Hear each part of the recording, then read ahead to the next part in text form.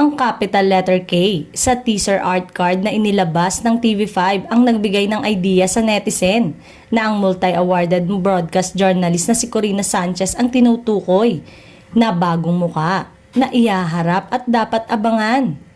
Matagal nang usap-usapang si Corina ang bagong host ng Face to Face dahil siya ang ipinalit kay Carla na nagbitiw sa tungkulin.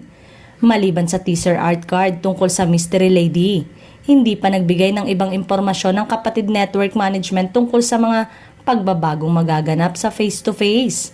Di umano, naghahanap pa ng male co-host na makakatambal ni Corina sa nabanggit na programa. May mga pagbabago ring mangyayari sa isang TV show dahil malaki ang tsansang alisin sa cast ang showbiz personality na nagiging pabigat sa production staff. Madalas na hindi sumisipot sa taping ng programa ang showbiz personality na palaging ginagamit na dahilan ng pagkakaroon ng issue sa mga miyembro ng kanyang pamilya.